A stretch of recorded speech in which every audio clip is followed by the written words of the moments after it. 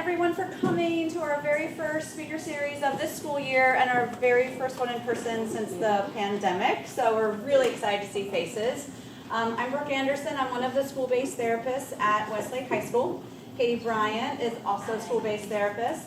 Eric Haskey is our intern this year. So we are excited to be here and see you guys. Also super excited to introduce you to Ashley McMahon. She's a licensed professional counselor and owner of Mindful Living Therapy. She works primarily with children, teens, and young adults experiencing a variety of struggles, including anxiety, behavioral issues, ADHD, and depression. She also provides parent coaching and works frequently with blended families. She is trained in EMDR, and that's a really specialized treatment for trauma, so we're super excited to hear that because it's hard to find an EMDR therapist. And has her yoga teacher training certification.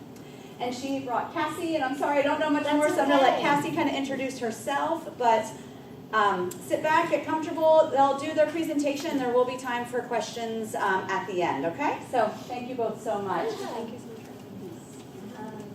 Yeah, So I'm gonna go. So I made actually made room for Cassie to introduce herself in the presentation. So today we're, as Brooke mentioned, we're going to be talking about communicating with teens. It's really not that much different than like communicating with other individuals, but sometimes you have to dumb it down a little bit so that they can really hear you. So just a little bit more about myself. Brooke did a great job introducing me. I do have a private practice in North Central Austin. I see clients in person and virtually. I work primarily with children and teens, anywhere from anxiety, behavioral issues. I work a lot with families and communicating as well, so strengthening those bonds and communication within families. And then also co-parenting, because I know that can be really difficult for parents that are separated trying to raise children together.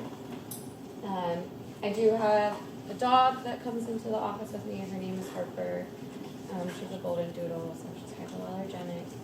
And all the kids love her, the teens love her. She's really helpful for providing just a good comfort and helping them open up more. So I'll let Cassie tell you all a little bit about herself. The dog is super cute, very friendly. So my name is Cassie. I'm an LPC associate. I just graduated from Spring Arbor University. It's a college in Michigan this past year. And I primarily work with individual adults and adolescents struggling with anxiety, self-esteem issues, depression, and life transitions. And I like to use mindfulness, cognitive behavioral therapy, so basically kind of assessing different thoughts and how they affect your behaviors and emotions. And it's a pleasure to work at Mindful Therapy with Ashley. Cassie also has a background in nutrition, and she is in the works of training to become more specialized in eating disorders. So that's also something that she'll be able to provide treatment for in the future. Just wanted to note that. So I know that's a big concern too, especially with the teenage population and self-image. Okay. So if any of y'all have been to counseling before for yourself or couples, relationships, then you might have heard about the fair fighting rules. So I just wanted to go over these a little bit. These are good rules and guidelines to have to set as a family, as a couple, in how to have your arguments. So anytime before you go into a conversation, you want to take some time to ask yourself, why am I upset? I don't know if you've ever seen the anger iceberg. So basically it just shows how anger is kind of like the tip of the iceberg. It's what we see. It's also typically what's more receptive for people to show because it's less vulnerable and we're not having to put ourselves out there as much. So it's easier for us to express anger than what's beneath the iceberg. That's what we don't see. Typically with an iceberg, there's this huge area underneath, and that's the feelings that are leading to the anger. So typically anger is a secondary emotion. Sometimes it's first, but usually there's feelings of rejection, feeling unappreciated, feeling embarrassed, neglected, all those different kinds of emotions that lead to the anger. So it's important that you figure out what am I really feeling before going into the conversation so you can express what your true feelings are. Put away all distractions. I feel like this should be an obvious one, but I know we all struggle with putting our phone down. So if you're gonna have a conversation, put away all distractions. Turn your phone on Do Not Disturb or just put it away. So have digital-free discussions. Make sure that you're discussing one topic at a time. So if you're going in to talk about, them not following their curfew, then you're talking about them not following their curfew, not every other thing that they've done as well. So you don't want to make it a blame game or overwhelm them. Just talk about the issue at hand. Obvious one, no degrading or disrespectful language. Express your feelings with words by using I statements. That's something that we're going to dig in deeper. I'm going to teach you how to do that here in a little bit. No interrupting. So allow each person to say what they need to say and finish before speaking up yourself. So take turns. No stonewalling. We're going to talk a little bit more about what that is too here in a little bit. I'd also throw in, which I didn't put on here, trying not to be passive aggressive. I remember my mom growing up would give me the cold shoulder a lot. So it just kind of reminds me of that. So let's actually talk about the issues and not avoid them. No raising your voice or yelling. Take a break if you need to, and if you're going to take a break, always make sure that you communicate it. So timeouts can be really beneficial, but if you're going to take a timeout, make sure that you communicate with the person that you're taking it. So that just looks like, hey, mom needs to take a few minutes, I'm really upset right now and I don't know if I can have a conversation in a productive way. I want to make sure that I can sit down and have a productive conversation, so I'm going to take a few minutes to calm down and then we'll come back to it. Same thing with like relationships. I need some time to gather my thoughts, my feelings, and tonight let's sit down and have it. So they know that they're not just getting away with it and you're going to forget about it. You're just taking the time to calm down. And then attempt to come to a compromise if possible. And we'll talk a little bit more about that too, because I know it's not always possible to come to a compromise, especially with teens, because their idea of a compromise is usually completely unreasonable. But we'll talk about how to address that. Okay. I wanted to talk a little bit about unfair fighting habits. Like I mentioned, a lot of these skills and a lot of what you're learning can be applied to any relationship. So I don't know if you've ever heard of these, but John Gottman is a renowned relationship therapist, him and his wife, Julie. He came up with the 4 horsemen. So these are just 4 unfair fighting habits and then antidotes that we can use to combat those fighting habits. So the first one is criticism. So there's a difference between criticism and complaint. Criticism makes the first person feel attacked. So you're addressing the person, not the behavior. When people feel attacked, they either shut down, they get defensive and aggressive, or they'll run away, they'll avoid, which is kind of like shutting down. So you're not going to have a productive conversation if any of those happen. The complaint focuses more on the behavior and the issue at hand. So some examples that I put up here, for criticism, you're so lazy and ungrateful you never have helped me around the house. Just like thinking if someone said that to you, how would you react? Putting yourself in that shoes, your child's probably not going to react very well either.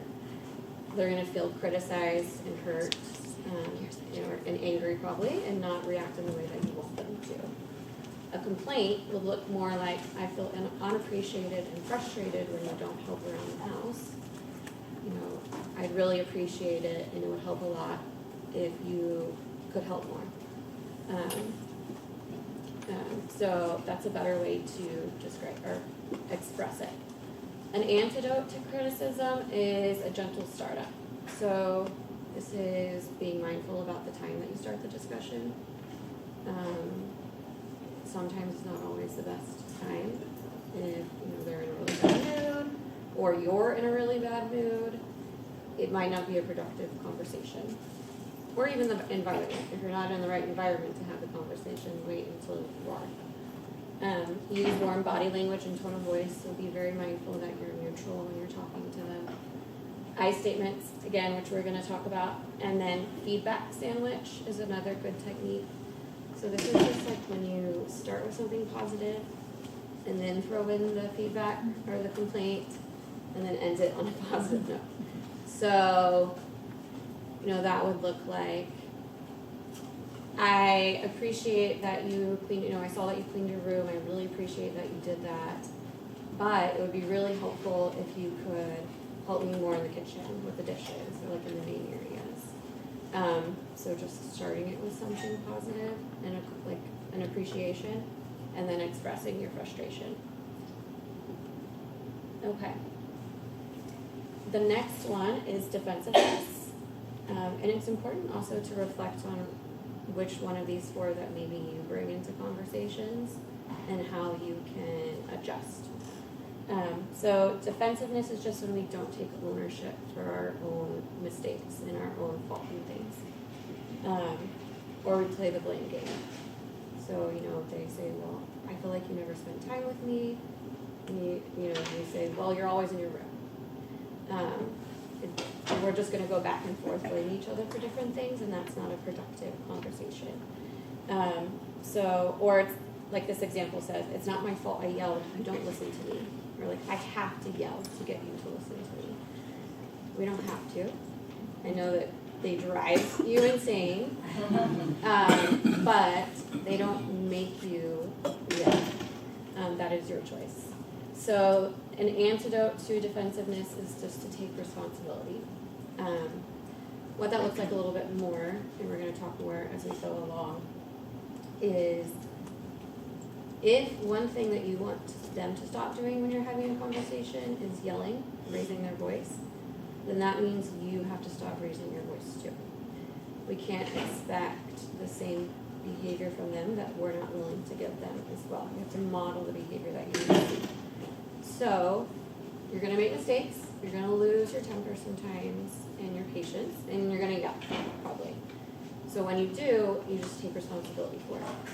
You say, I'm sorry, I shouldn't have yelled, I lost my patience there. So you just own up to it, and it's telling them that that's not appropriate behavior and reinforcing for them that that's not what you want to see from them as well. Okay. And then also look at feedback as an opportunity to improve and grow. Feedback is important in our relationships and in your relationship because it tells us where we still have room for growth. Another big one too is don't take their comments personally. I'm sure you all know and I'm sure you've all heard, I hate you, you're the worst, you never let me do what I want to do.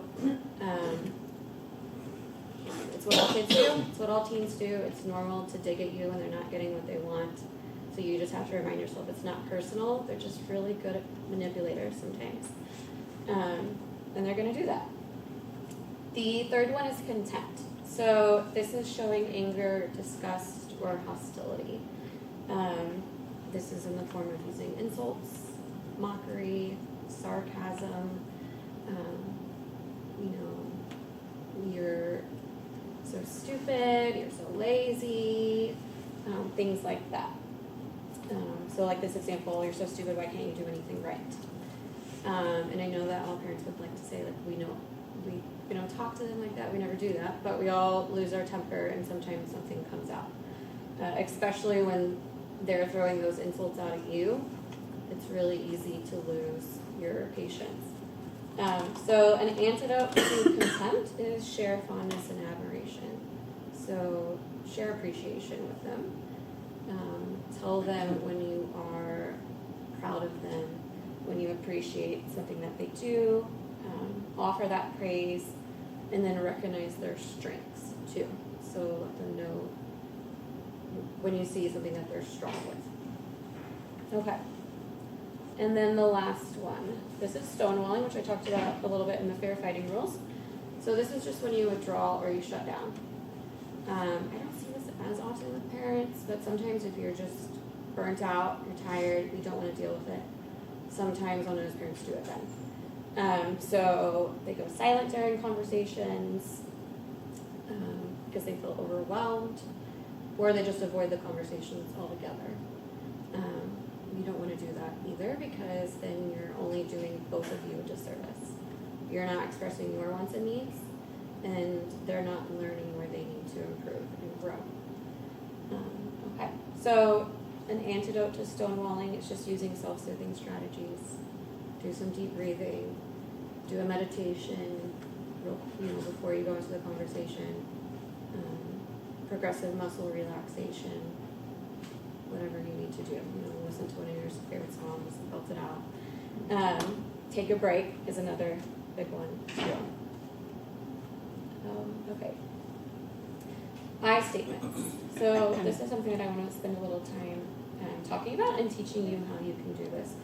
This is a really big and beneficial technique. It's very effective.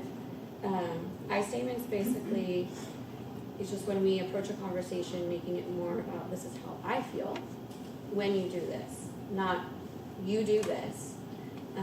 So when we approach it using you statements, it typically will make the person feel attacked, and that will make them defensive so that they shut down or they become aggressive in the conversation. So for example, down here, you always leave your mess laying everywhere. If we approach someone that way, a lot of times they just hear you and kind of black out. Like, you're attacking me, criticizing me, and then that's when they come back to they shut down or they get aggressive back, and it turns into this blame game of, well, you always do this, or you never do this. So with I statements, we're making it about the specific behavior and how it makes you personally feel. So how this looks is I feel, simply the emotion that you feel, nothing else. When what they do that makes you feel that way, because, why it makes you feel that way, and then I would appreciate it with if, or it would help if, and provide a solution. So it's really important to provide a solution or something that would be beneficial for you. You're not just coming and complaining and then saying like, okay, do something about it, fix it. You're giving the complaint, but then also telling them what they could do that would be more helpful for you. So an example here is I feel frustrated when I come home from work and the house is a mess because, after a long day of work, because it makes me feel unappreciated or whatever, I would appreciate it if the house was clean when I came home. Or like, it would really help if the house was clean when I came home.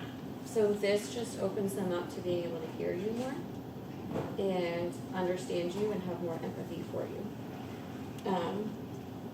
Any questions on my statements? No? Okay. Active listening. So anytime you're having a conversation, you want to make sure that you're listening actively.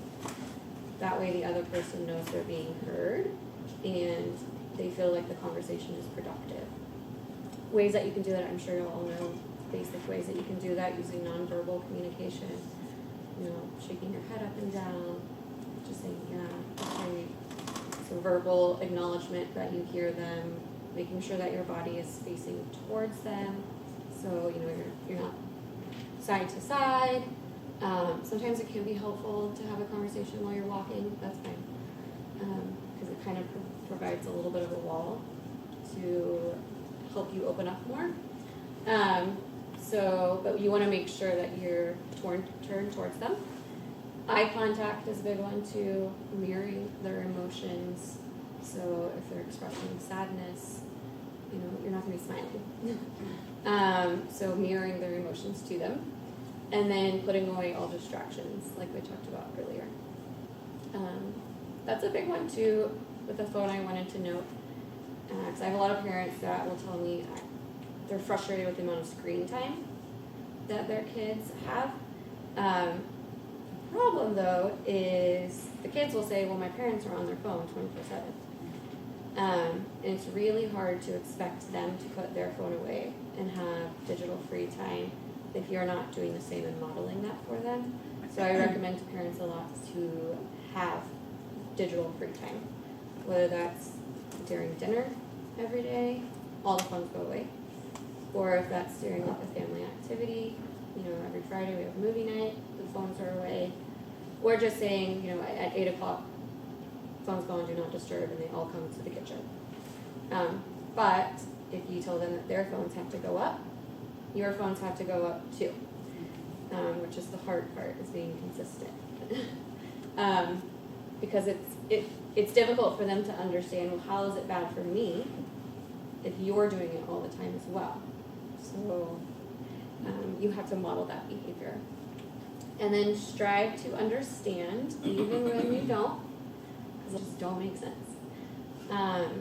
Even sometimes when I'm in there, I'm like, I just don't understand why this is a problem. But okay, I feel you. You're frustrated. How you do that is just validate their emotions, even if you think they're ridiculous or unproportional to the situation. So be present. Make sure that you're there, you're really listening, you're active. Listen with an open mind, so try not to jump to assumptions, accusations, and then validate their feelings and show empathy. So, that's just, I see that you're upset. I hear what you're saying, I understand how you feel. You seem upset, you seem frustrated. That's just allowing them to hear that you're hearing them and that their feelings are valid, because their feelings are always valid. Our feelings are always valid, even if they don't make sense to the other person. And that doesn't mean that they get whatever it is that they want. It just means that you are hearing them. And if they feel heard, they're going to be more open to have conversations with you in the future and come to you when they have things that they need to discuss. So active listening continued. Another thing that you can do with active listening is reflect. This is probably the first skill that we learned in our first class in grad school, was reflecting. So we do this a lot in our own sessions. This just allows the individual to know that you are listening to them. Not only are you listening to them, but you're really soaking in and absorbing what they're saying. So this is a good skill to have. It's just, you're basically just parroting back to them what they're saying. You don't want to say it exactly the same, because then they're kind of like, what are you doing? I've even had kiddos in my sessions sometimes, and they're like, can you please stop repeating me? And I'm like, okay, you that makes you upset, makes you frustrated. So you want to try to switch up the way that you reflect back to them. And you don't want to make it exact. So the goal basically is to express, I think this is what you're telling me, tell me if I'm wrong. This is a really good way too to get clarifying answers from them. If you're kind of confused, you're like, I don't really understand what's going on here. You can do that reflection, and you can say, so this is what I'm hearing. Let me know that's not what you're trying to get across. And then that opens the door for them to say, no, that's not what I'm feeling this. So it furthers the conversation a little bit and helps it get a little bit deeper. Certain phrases to use are, I hear you saying that you're upset. I hear you saying that you're overwhelmed, you're stressed. It sounds like you feel embarrassed. It sounds like you feel anxious. And then you're telling me that. You're telling me that you want to spend more time with me. You're telling me that you want me to put my phone away while we're together and be present. So an example, the speaker says, I feel sad when you don't come to my games because it makes me think that you don't care. So a reflection for that, would just be, it sounds like it's really important to you that I prioritize coming to your games. So that just lets them know that you're hearing them and helps further the conversation to come up with a solution. And then you can talk about, okay, well, what can I do to show you that I care? If you can't come to the games because you're traveling all the time, can we look at my schedule and see if there is one that I can come to here and there?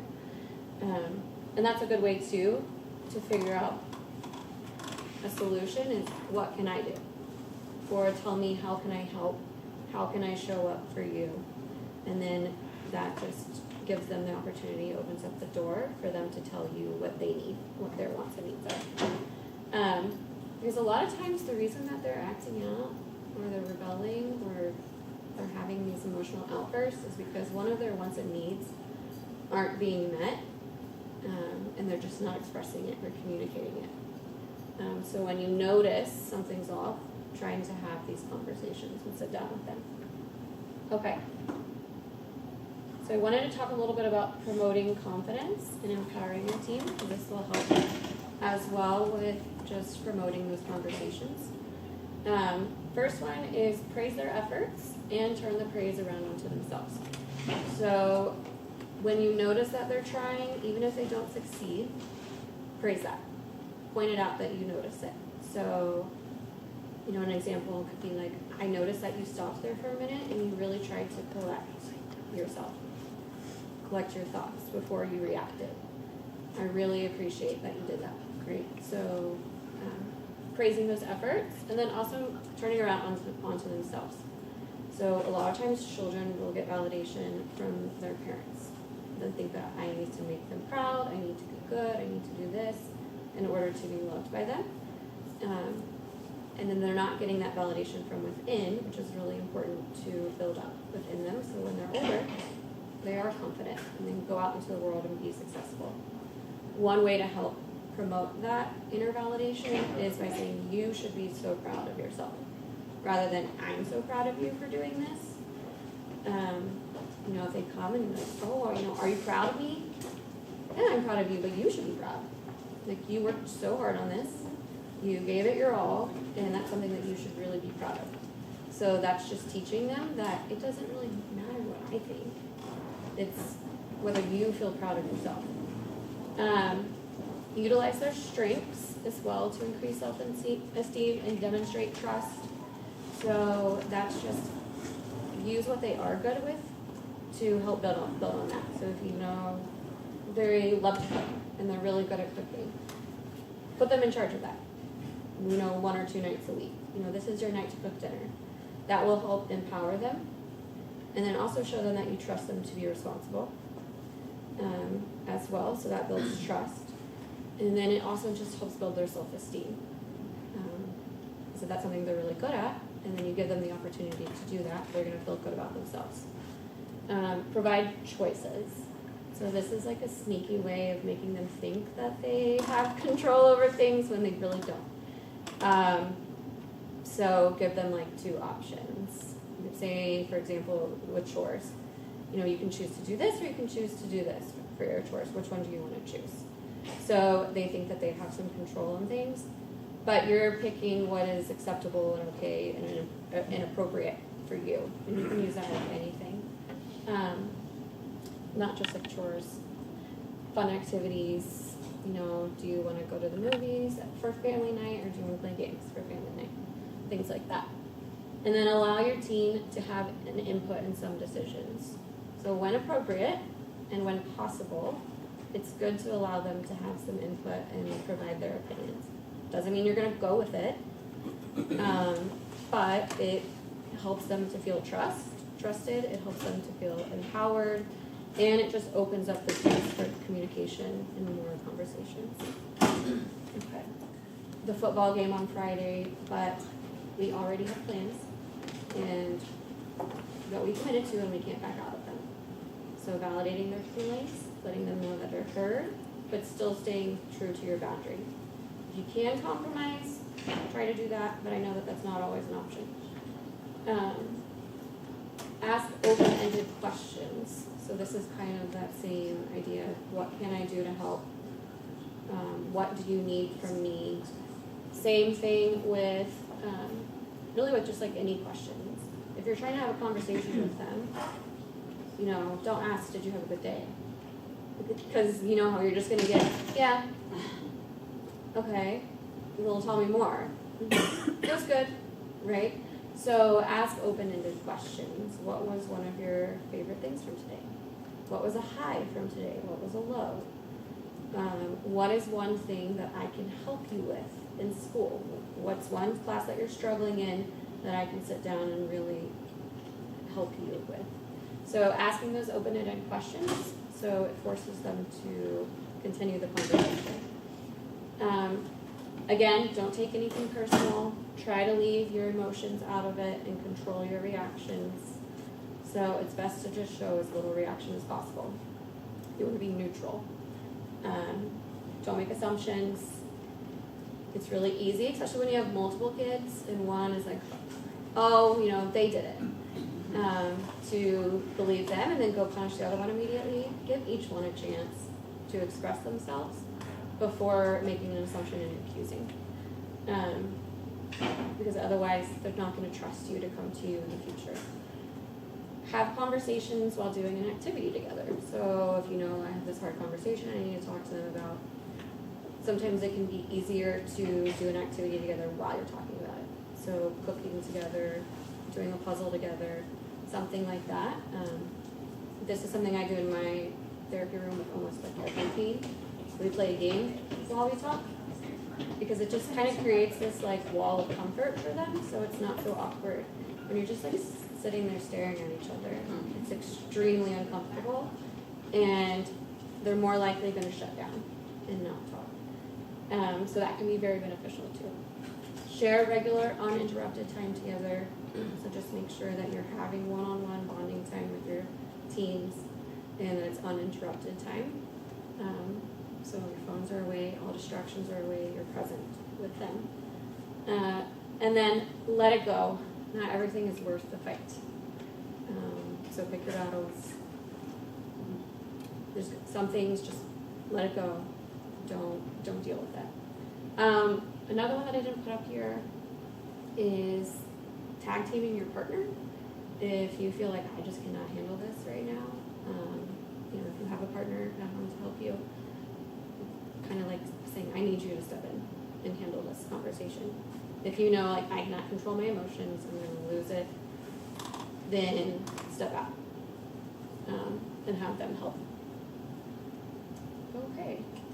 Any questions or reflections or anything that like stood out to anyone?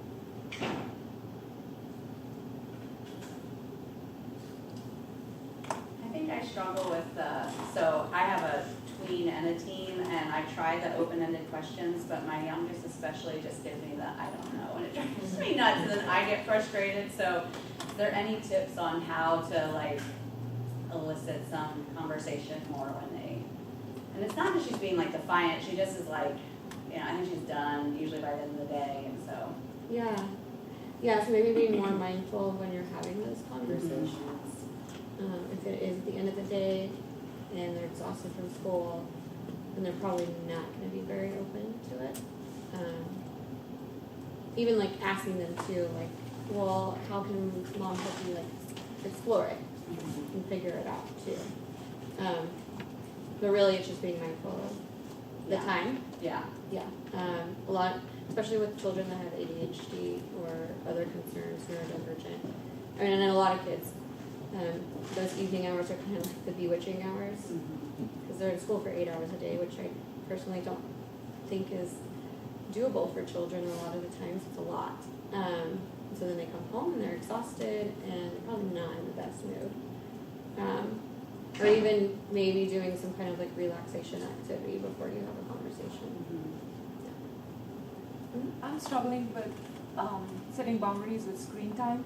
So there's some sort of an addiction going on, and it's getting worse. Now that he's a teenager, I want to give him that freedom to make choices, but it's still hard. I don't want to be like his parent who's always, imposing or criticizing. I want to give him his freedom to choose. Yeah. How do you do that on a day-to-day basis?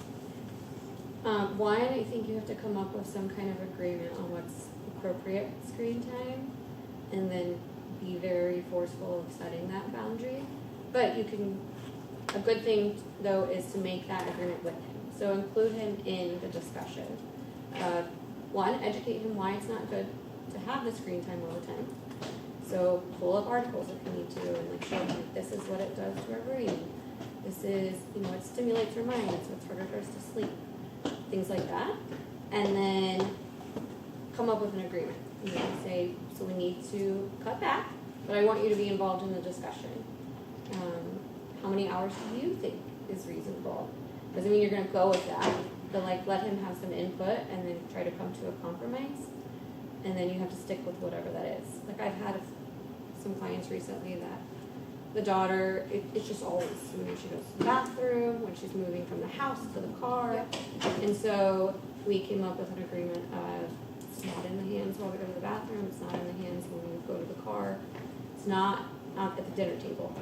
And she's not happy about it, but those are the rules. And then on top of that is consistency. Consistency is usually the hardest thing for parents, but if you're not consistent, you're teaching them that they can disrespect your boundaries, and they're going to. So you have to be consistent. Mm-hmm. So talking about disrespecting boundaries when co-parenting, so you might have one opinion and the other parent might have a differing opinion, and the way you deal with a particular situation or setting a boundary or establishing a consequence becomes complicated if the other partner, sometimes in front of the child, says, oh, it's no big deal, or how do we deal with disagreements in co-parenting? Co-parenting sessions. Yeah. Counseling. I work a lot with co-parents, and it's really, really difficult.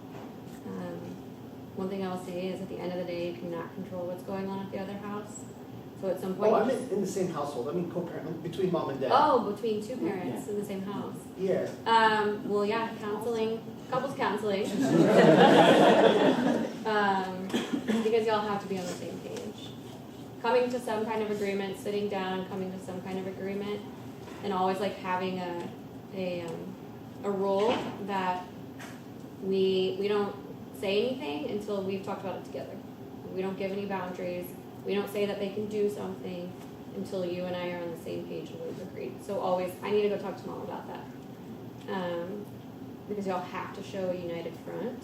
Otherwise, nothing's going to work. The child can try to undermine one against the other, perhaps. Yeah, I mean, I remember doing that all the time as a kid. Yeah. Like, mom will say no to this, but dad will say yes. And that's what they'll do. So you have to have an understanding that what's most important is y'all are a team. And you'll have to face everything as a team. Otherwise, it's pointless. Because children are smart. Kids are smart. They know how to manipulate you to get what they want. So you have to be very, very, very consistent. So you agree that on the heat of the event, even on that moment, you don't take any decision without the other parents. Yep. Yeah. I would always just have a guideline of I need to consult with dad first, or I need to talk to dad first. So they learn, I can't just go to the other parents together. Yep. So I come from an old school background, and I find everything that you said here, and it has not bared any fruit. And it makes me want to go back to some of the measures my dad implemented in my upbringing. Yeah. Not all of them, because I'm selective. Some of the things that he did were not, in this day and age, would not be acceptable. But I'm at a loss. Yeah. And it's just so frustrating, and I really don't know what to do. And that's when I would say maybe it's time to seek more help, go to therapy, take the child to therapy. The thing is, these do not work with everyone. Every child is different. I don't know your child and what's going on there, and so you have to look at what's going on. Look at, is there a diagnosis that is, making this difficult? It just sometimes, unfortunately, you have to tweak it and do things differently for each kid, depending on their past, anything that they've experienced. anything that they're going through mentally, neurologically. So that's when I would say it's time to seek more help. But I understand your frustration. I will say spanking, because I was spanked as a child. There's a lot of research that it's not effective. And actually when you think about it, what you're doing is you're teaching them that violence is an appropriate reaction to anger. So that's like a lot of times when I see kids that are hitting or reacting out violently, like toddlers, it's because they're maybe getting spanked themselves. So then they think, oh, this is what we do when we get angry, we hit. So it's kind of going back to that modeling. Can I just add to that, I'd like to encourage too, like, please, know that the school is also always a resource, and you can kind of start with us. You might be seeing things at home that we're not aware of, or maybe we're noticing things at school that we didn't realize were connecting, and, sometimes just starting with, myself or Katie to just kind of problem solve and get, a little bit different perspective, and then we can kind of come together. That has, it doesn't always help, but it can sometimes at least get it going, and then the students can see, okay, like my parents are, really concerned about this. They're bringing in other people. They want to, make this right and figure it out. So we definitely encourage you can always start with us, and then we can, move forward as needed if we're not able to provide as much help as we would like to. Yeah, some schools are great with working with the therapist or working with the parents and the children, especially if they need accommodations within the school to help them be successful. I had a follow-up question. Yeah. So once we set boundaries in a respectful, trusting manner, and those boundaries are just ignored or not followed, then how do you impose without coming across as this mean mom, or oh, you don't take away my phone, and they argue and yell, protest. So how do you follow through? What are the consequences that are appropriate? It just depends. And something that I forgot to mention, it's a good skill too, is using choices for consequences and punishment. So how that looks is if you choose not to clean your room, you're going to choose to lose your phone for tomorrow. You want the consequence to be proportionate to the action. Like a lot of times I'll see, kids forget to do their homework or something, and then they're grounded for like 2 weeks. It's just unproportionate, and it's not going to be effective consequences. So it needs to be reasonable. Also, so you can actually follow through with it. Because a lot of times parents will make unreasonable consequences, and then they give up on setting them because they're like, oh my gosh, and just take your phone back.